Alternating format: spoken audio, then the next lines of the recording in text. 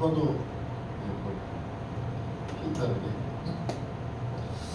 자, 오늘 1절부터 3절까지의 말씀에 보면 하나님께서는 이스라엘이 광야 40년을 보낸 후에 가나안 땅에 들어갈 때 명하신 내용이 있습니다. 우리가 대충 잘 알고 있는 내용이긴 하지만 다시 한번 읽어보도록 하겠습니다. 1절부터 3절입니다. 시작.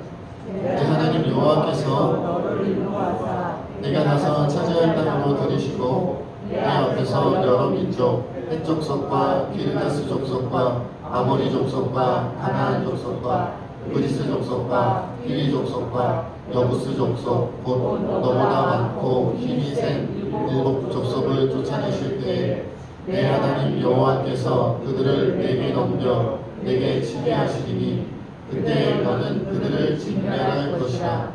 그들과 어떤 언약도 하지 말 것이요 그들을 불쌍히 여기지도 말 것이며 또 그들과 혼인하지도 말지니 내 딸을 그들의 아들에게 주지 말 것이요 그들의 딸도 내 며느리로 삼지 말 것은 이라고 말씀하고 있죠. 저희 광야 40년을 다 돌았고 신명기 말씀은 광야 40년을 다 돌고 가나안 땅에 들어가기 직전에 모압 평지에서 모세를 통해서 하나님께서 주신 세 편의 설교다라고 지난주에 말씀을 나눴었죠. 그러니까 9세대, 전세대, 성인으로 출애굽했던 그 9세대들은 이제 다 광야에서 죽고 여호수아 갈렙을 제외하고 다 죽고 광야에서 태어났거나 아니면 출애굽 당시에 20세가 넘지 않았던 신세대, 당시의 MZ세대가 되겠죠. 당시의 MZ세대들만 이제 가나안 땅에 들어가서 정착하게 될 건데, 그러니까 하나님의 말씀을 다시 뭐 하는 거예요? 복습시켜줍니다. 40년 동안 출애굽에서부터 40년 동안 있었던 모든 일들을 다시 상기시키면서 그 속에서 하나님이 주신 교훈, 그리고 하나님께서 말씀, 십계명과 율법을 주신 그 이유와 목적, 그리고 너희가 가나안 땅에 들어가면 어떻게 해야 되는지 이런 전반적인 것들을 설교를 통해서 말씀해 주신 게 신명기예요. MZ세대들아, 요즘으로 따지고 그러죠.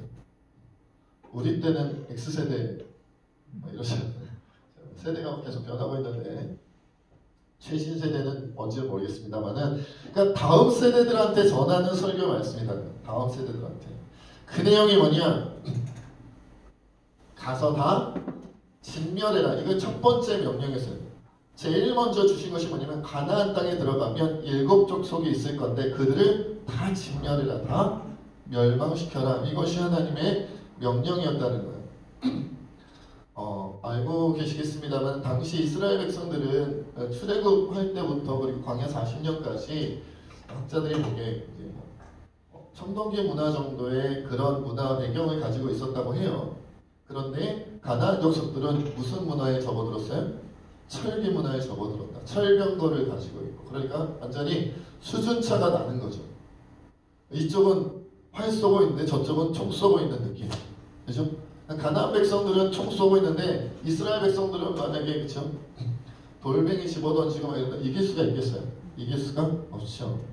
거기다가 요새화된 성읍도 많이 가지고 있었다. 그래서 그 땅에는 7개의 아주 강력한 족속들이 버티고 있지만, 그러나 어떻게 하신다는 거예요? 하나님께서 그들을 다 쫓아내 주시겠다고 말씀하세요. 근데 그 쫓아냄도 하나님께서 누구를 통해 쫓아내신다? 이스라엘 백성들을 통해서 쫓아내시겠다고 그렇게 약속해 주셨어요. 그러니까 나를 믿고 뭐 하라는 거예요? 가서 싸우라는 거예요. 가서 싸우라. 그러면서 그들을 진멸하면서, 진멸할 것인데, 다 없앨 것인데, 그럼에도 불구하고 세부적으로 또 말씀을 주십니다. 3가지 말씀을 또 주시죠. 2절에 보니까 그들을 진멸하는데 무엇을 하지 말아야 돼요?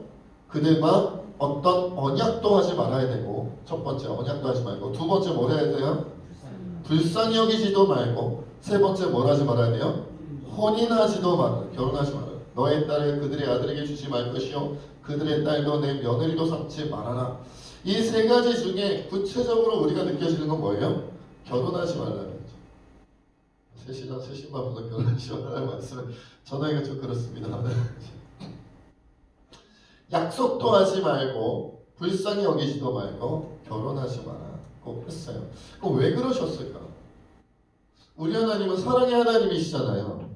자비가 많으시고 은혜가 많으신 하나님인데, 그래서 성경적인 지식 배경이 없이 그냥 성경을 읽기만 하면 오해하는 경우가 많이 있어요. 오해하는 경우. 그리고 제가 자주 말씀드렸습니다만은 구약 성경부터 읽으면 오해하기 딱 좋아요. 구약 성경부터. 이게 무서운 하나님만 계속 나오는 것 같은 느낌이 든단 말이에요. 그래서 어디부터 읽어야 된다? 신약 성경부터. 그 중에서도 신약 성경의 맨 앞에 뭐가 있어요? 복음서가 있죠. 그러니까 복음서부터 읽어야 나중에 구약을 읽을 때 하나님의 마음이 어떻게 된다?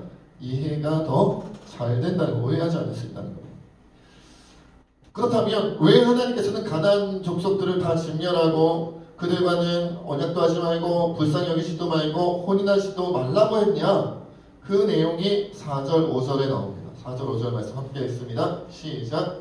그가 내 아들을 유혹하여 그가 여호와를 떠나고 다른 신들을 섬기게 하므로 여호와께서 너희에게 진노하사 갑자기 너희를 멸하실 것이니라. 오직 너희가 그들에게 행할 것은 유명하니 그들의 재단을 넘겨 주상을 드리며 아세라 우상을 지으며 조각한 우상들을 불사를 것이니라. 그렇죠? 4절에 뭐라 그래요? 결혼하게 되면 그들의 딸이 너희의 아들들을 어떻게 한다? 유혹해서 하나님은 여호와 하나님을 떠나고 다른 신들을 섬기게 할 것이다. 그러니까 가장 중요한 이유였어요. 분명 남자들도 딸들을 유혹했을 텐데 그 내용은 안 나오고 아무튼 그렇죠? 남자들이 했던 것 같아요. 그가 너의 아들들을 유혹하여 하나님을 떠나고 다른 신들을 섬기게 하여 하나님의 진노가 임할지 모른다. 그렇기에 너희는 제단을 얼며 주상을 깨뜨리며 아세라 옥상을 찍으며 조각한 우상들을 불살라라고 말씀하셨어요. 그런데 그러니까 여기서 이제 하나님만을 섬겨야 되는데 다른 신도 섬긴다. 이것이 일단 첫 번째 가장 큰 이유겠죠. 너희를 유혹해서 하나님 외에 다른 신을 섬기게 할 것이다. 여러분 자주 말씀드립니다만은 여기서 하나님은 안 섬기고 가나안 족속의 신들만 섬긴다는 게 아니에요. 같이 섬기는 걸 말하는 거예요. 하나님도 섬기고 바알도 섬기고 하나님도 섬기고 아세라도 섬기고 하나님도 섬기고 아스다롯도 섬기고 이스라엘 백성들에게 다가오신 하나님은 유일신 하나님, 이 세상에 하나밖에 없는 하나님이신데 유일신이신데 하나밖에 없는 신이신데 가나안 족속들은 다신 문화를 가지고 있었다. 우리가 지난주에 배웠죠. 다신 문화를 가지고 있고 그렇죠? 범신론에 빠져 있었단 말이에요. 그러니까 신이 많아요. 절대적인 한 명의 신이 있는 게 아니라 신이 많아요. 작은 신, 큰 신 많단 말이에요. 그러니까 그럼 여호와 하나님 섬겨. 누가 뭐래? 섬겨. 그리고 바알도 섬겨. 아세라도 섬겨. 아스다롯도 섬겨. 이러는 거죠. 오늘날에도 여러분 일본이나 저 인도나 막 이렇게 다원주의가 팽배해 있는 그런 곳에 가면 그렇게 말한답니다. 예수 믿으세요? 그러면 믿겠다 그런대요. 그건 너무 쉽게. 특히 인도 지방 사람들 그런 경우가 많다 그러더라고요. 복음을 전하면 좋다. 내용이 너무 좋은데? 그러면서 몰랐던 신을 알려줘서 너무 감사하다고. 문제는 뭐예요? 다른 신도 함께 섬기는 게 문제. 그럴 수 없는 것이죠. 이것이 첫 번째 이유며 그리고 두 번째 중요한 이유가 있습니다. 당시 가나안 족속에게 가장 중요한 신은 바알 신이었어요. 바알 신이고 오늘 본문에는 아세라 여신이 나오는데 아세라 여신과 더불어서 아스다롯이라는 여신도 있었고 아낫이라는 여신도 있었어요. 그런데 이스라엘 백성들은 원래 목축업을 한다. 그죠? 짐승 양떼를 키우고 막 목축업을 하는 그런 떠돌면서 그런 이제 족속이었다면 그런 기술을 가지고 있었다면 그런 문화를 가지고 있었다면 가나안 사람들은 농경 문화를 가지고 있었다. 정착해서 농경 문화를 가지고 있었다. 그러니까 논밭에 작물을 키우는 그렇게 먹고 사는 족속들이었단 말이에요. 그러니까 젖과 꿀이 흐르는 땅이죠. 농사가 잘 되는 땅. 문제는 뭐예요? 농사가 잘 되어야 하니까 당연한 것처럼 고대 사회에서는 농사가 잘 되기 위해서는 누구 마음에 잘 들어야 되냐면 신의 마음에 잘 들어야 돼요. 그런데 바알은 남자 신이에요. 그리고 비를 내리는 신이다, 이런 의미도 가지고 있었어요. 그리고 아스다롯이나 아낫이나 아세라 같은 신들은 여자 신이에요. 그래서 부부 개념을 가지고 있어요. 바알이 남편, 아스다롯이나 아세라가 아내, 이런 식의 개념을 갖고 있어서 비를 뿌리면 땅의 신이기도 하죠. 여자 신은 땅의 신이고 비를 내리는 신은 바알 신, 남자 신이고, 이런 개념. 그러니까 결혼의 부부관계의 개념을 가지고 있다는 거예요. 남녀관계의 개념을 가지고 있어요. 그래서 남자 신과 여자 신의 마음을 어떻게 우리가 흡족하게 해드려야 뭐가 온다? 농사에 풍년이 온다.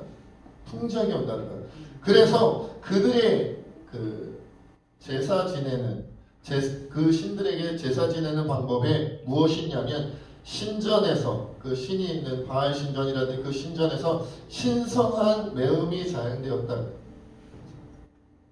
신선한 남녀관계가 행해졌다는 거예요. 그래서 신도들과 제사장이 혹은 신전에 전문적인 그런 창녀들이 있어서 그렇게 남자와 여자의 남녀 행동을 통하여 그런 어떤 성적인 관계를 통하여 이것이 제사 드리는 방법이에요. 너무 좋아하시네. 그리고 아시는 것처럼 이스라엘 백성들은 광야 40년을 광야에서 떠돌았으니까, 그리고 노예로 살다가 나왔으니까 여성들이 치장을 잘 하고 있었을 리가 없지요. 모래바람 속에서 지내는데 무슨 치장을 하겠어요. 그런데 가나안 족속의 여인들은 이미 정착해져 있고, 그렇죠? 문화가 철기 문화까지 발전해 있고, 그런데다가 그들이 섬기는 신들에게 제사 드리는 법이 성적으로 어필해야 되는, 성적으로 매력을 드러내야 되는 그런 것이다 보니까 여성들의 치장이 이스라엘 백성 여인들과는 차원이 달랐다. 화장도 잘하고 매력적인 여성의 모습을 하고 있었다는 거예요. 그래서 하나님께서는 그것에 대한 무엇 하신 거예요? 경고하시고 경계하신 거죠. 분명 가면 남자들이 정신 못 차릴 거죠. 여자들도 마찬가지겠죠. 40년 풍파를 마신 그 남자들만 보다가 가나안 땅에 매끈한 남자들을 보면 여인의 마음들도 혹 빠진다는 거죠. 그러다 보면 그래, 여호와 하나님보다 바알 신을 섬기자, 아니 같이 섬기자, 이렇게 빠져들어간다는 거예요. 여러분, 오늘날도 결혼하면서 종교를 바꾸는 경우가 생각보다 많이 있잖아요.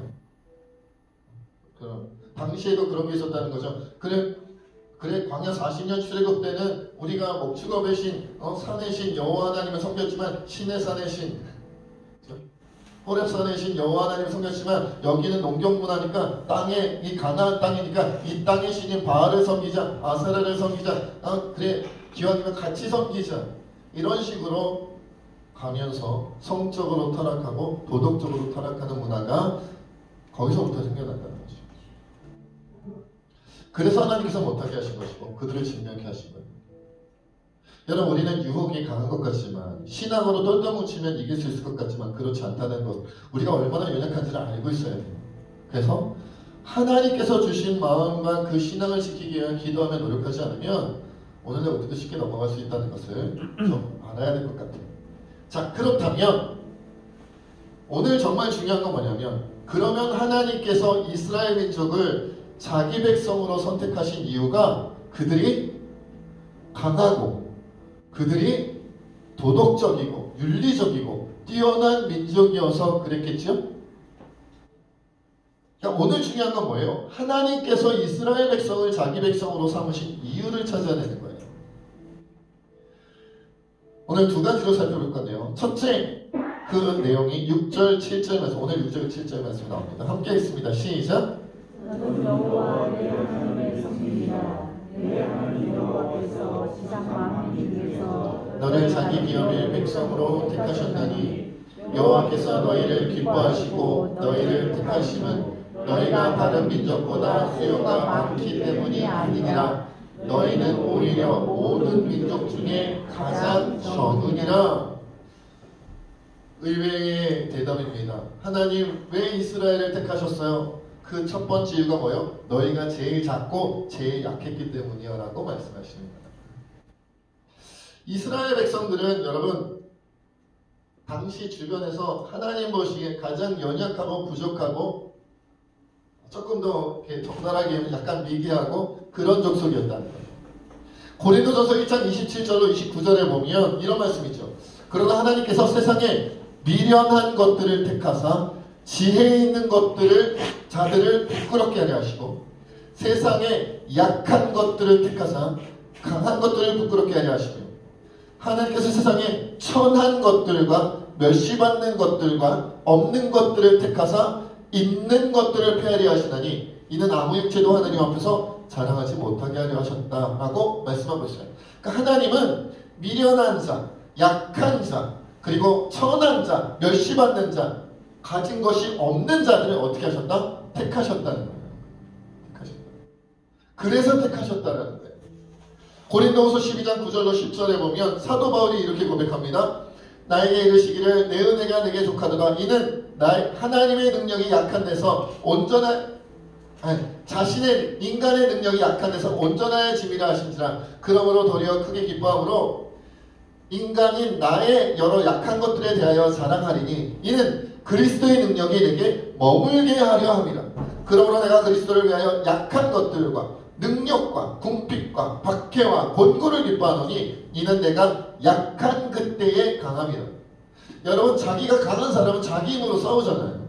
자기가 똑똑한 사람은 자기 지혜로 세상을 풀어가려고 합니다. 그런데 아무리 나는 노력해도 내 지혜가 부족해. 그럼 누군가 의지하려고 해요. 그렇지 않겠어요? 싸워서 이겨야 되는데 내가 힘이 약해. 그러면 누군가 도와줘야 된다고 생각 아니에요. 내가 이미 강하다고 생각하고 내가 이미 지혜롭다고 생각하고 내가 이미 많이 가졌다고 생각하는 사람은 누군가를 찾지 않습니다. 그 누군가가 누구예요? 하나님이시다라는 거예요. 애굽은 하나님을 찾지 않았어요. 여러분, 10가지 재앙을 내리고요. 하나님께서 기억하시죠? 홍해를 가르고요. 그런데 그래서 애굽 사람들이 여호와 하나님을 다 믿게 됐죠? 안 믿었어요. 왜? 그럼에도 여전히 강해. 여전히 강대국이에요. 그렇게 군대 가다 몰살당하고 10가지 재앙으로 거의 막 피폐해졌음에도 불구하고 조금 더 추스르고 조금 더 회복하고 하니까 여전히 강해. 하나님 안 찾아요. 하나님 안 찾아요. 주님은 그걸 이미 알고 계셨다는 거예요. 내가 너희를 택한 이유는 너희가 약했기 때문이다. 너희가 작았기 때문이다. 여러분, 특별히 또한 이스라엘 백성은 제사장 나라로 선택받았어요. 제사장 나라. 우리가 착각하지 말아야 되는 것은 이거예요. 기독교에 대해서, 성경에 대해서, 말씀에 대해서 잘 모르는 분들이 이렇게 얘기할 때가 있어요. 왜 이스라엘의 신을 우리가 믿어야 하느냐? 유대인의 신, 저 히브리 민족의 신을 왜 대한민국 아시아에 완전 동떨어져 있는, 멀리 떨어져 있는 우리가 왜 믿어야 되느냐? 우리 뭐 당군 믿어야 된다든지 뭐 무속신앙을 믿어야 된다든지 뭐 이렇게 나오는 때가 있잖아요. 그렇죠? 그래서 우리는 이스라엘이 하나님 백성이 됐다는 것의 의미를 정확하게 알 필요가 있어요. 하나님께서는 이스라엘만 축복하시려고 선택하신 게 아니다라는 거예요. 이스라엘만 축복하려고 하신 게 아니라 이스라엘 백성을 무슨 족속, 무슨 민족으로 삼으신 거예요? 무슨 나라로? 제사장 나라. 제사장 나라는 뭐라고요? 하나님과 끊어져 있는 다른 민족, 다른 백성들을 이어주는 역할을 하는 것이 제사장 나라다. 제사장이 하는 역할이 그거니까요. 백성들이 죄 때문에 하나님과 끊어졌으니까 제사장이 제사를 통하여 피의 제사를 드림으로 말미암아 하나님과 백성들을 이어주잖아요. 제사장 나라는 하나님과 다른 나라, 하나님과 다른 민족이 끊어져 있으니까 제사장 나라가 가서 하나님의 말씀으로, 하나님의 오늘날 같으면 예수 그리스도의 복음으로 어떻게 해요? 이어주는 역할을 하는 게 제사장 나라란 말이죠. 그러니까 이스라엘만 축복하신 게 아니라 이스라엘을 통하여 다른 열방을 축복하기 원하셨다라는 거예요. 그러려면 본보기가 돼야 되고 모델이 돼야 되는데 이스라엘이 강해서 선택했다. 그럼 강하기 전에는 하나님 못 찾아갈 거 아니에요. 연약한 자, 약한 자, 부족한 자, 미련한 자, 없는 자, 이들이 이스라엘이 그랬기 때문에 택함받았다. 그러면 내가 가진 것이 없어도, 내가 연약해도, 내가 부족해도 하나님께 나아갈 수가 있겠죠. 그 소망이 생기겠죠. 희망이 생기겠죠. 이스라엘은 그런 역할을 했다는 거예요. 그래서 약한 그들을 선택하셨다는 거죠. 두 번째 이유는 8절에 나옵니다. 8절 함께 읽습니다. 시작.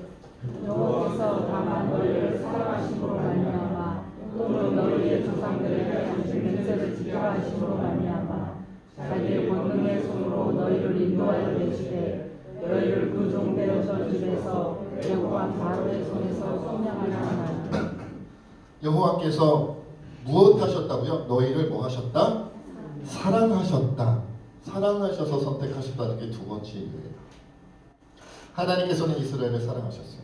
그래서 선택하셨고 그 조상들 아브라함, 이삭, 야곱, 요셉과 약속을 언약을 맺으셨고 신실하신 하나님이시기 때문에 그 언약을 지키시는 분이시죠. 그런데 그러면 하나님은 왜 이스라엘을 특별히 사랑하셨을까? 이 특별히 사랑하신 이유도 앞에 첫 번째 이유와 상통하는 면이 있어요. 그들이 어떻기 때문에? 작고 연약하고 지혜가 부족했기 때문에. 그래서 더 사랑하십니다. 여러분, 우리 하나님은요, 작은 자를 더 사랑하시는 분이세요. 우리 하나님은 약한 자를 불쌍히 여기시고 안타까워하시고 품으시는 분이세요.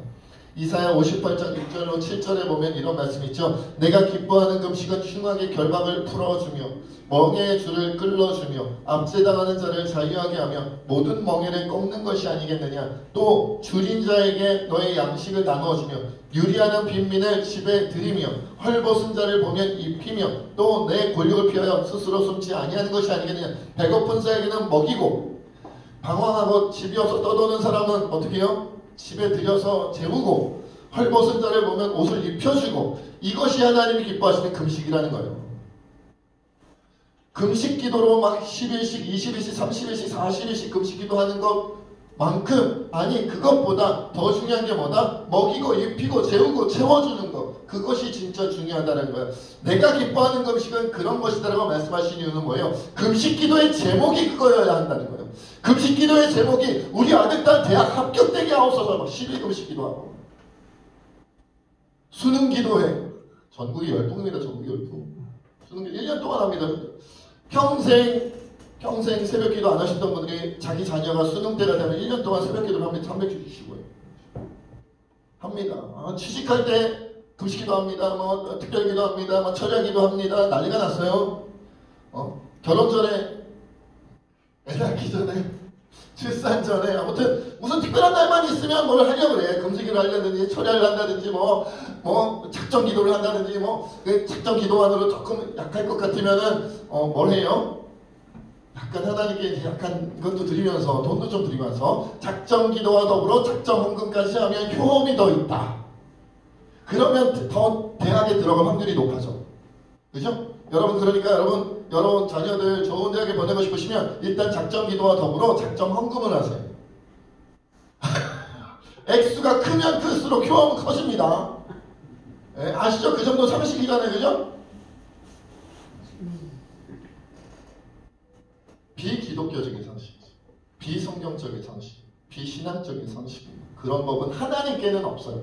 무속신앙에서는 있을지 모르겠어요. 다른 종교에서는 있을지 모르겠어요. 기독교에는 없어요. 그렇게 말하는 교회, 그렇게 말하는 기독교가 있다면 성경에 위배되는 걸 가르쳐주는 거예요. 목표가 하나님의 영광, 하나님을 사랑하는 것이 아니라 내 소원을 이루기 위하여, 내가 원하는 바를 이루기 위하여, 내 욕심을 채우기 위하여 하나님께 기도한다, 하나님께 헌금한다, 하나님께 내 헌신한다. 이것은 초보자 때나 하는 거예요. 초보 운전일 때나 하는, 초보 신앙인일 때. 그러나 신앙이 성숙하면 성숙할수록 그런 소원이 아니라 내 소원이 아니라 누구 소원을 향하여 달려가게 돼요? 하나님의 소원, 하나님의 뜻, 하나님의 마음. 그러니까 성경을 읽어야 되고 묵상해야 되는 거예요. 성경을 모르면 하나님 뜻을 모르니까, 그러니까 신앙이 자라지를 못하고 성숙하지 못하는, 그냥 자기 신앙에 머물러 있는 거죠. 자기 신앙. 여러분들 가운데 유치원까지만 다니고 그 이후로는 학교 안 다니신 분 있으면 손 들어보세요. 나이가 30이고 40이고 50인데 유치원만 나왔어. 초등학교도 안 나왔어. 좋아. 조금 더 씁시다. 초등학교까지 나왔다. 6학년까지 맞췄다. 중학교부터 난 다닌 적이 없다. 있으세요? 한 명도 없죠? 왜 다니셨어요? 말도 안 나와. 왜 다니셨어요?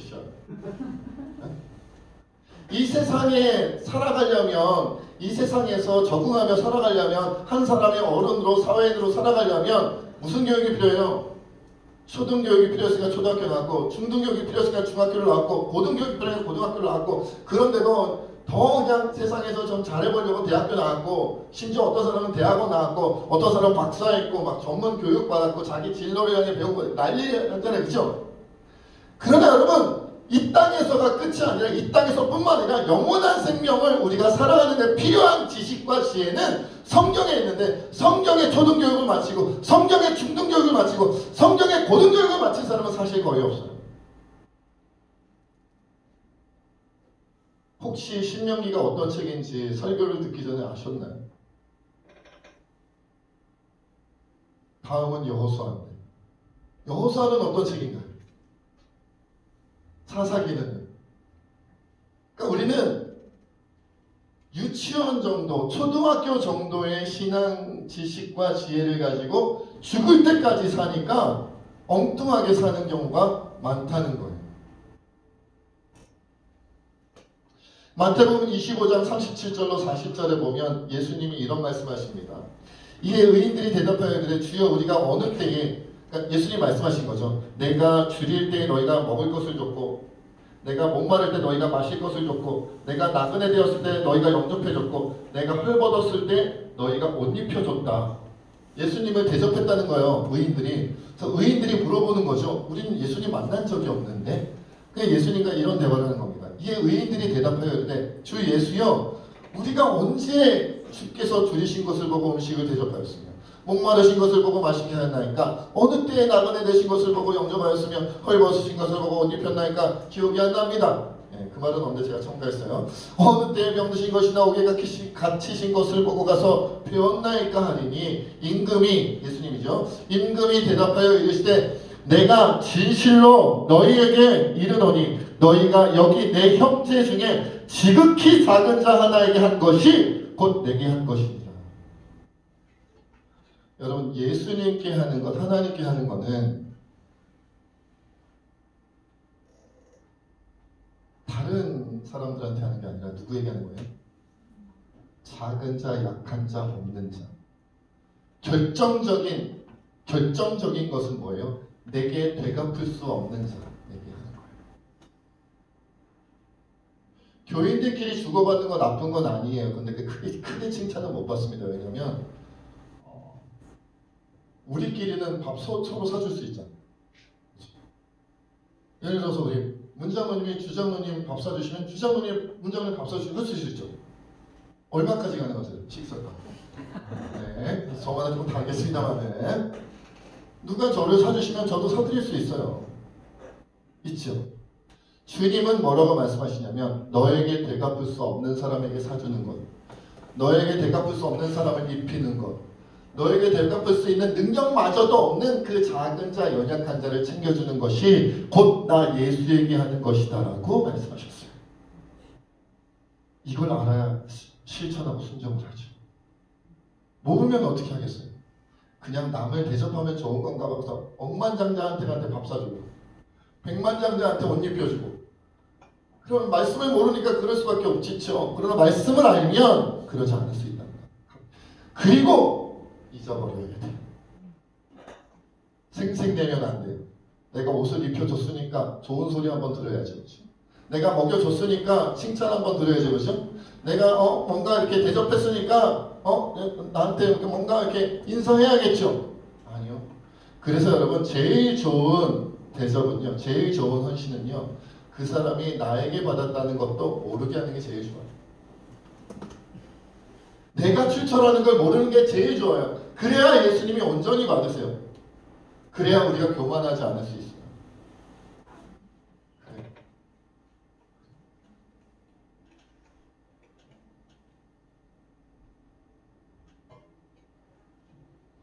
오늘 말씀 9절로 11절에 이렇게 말씀하고 있습니다.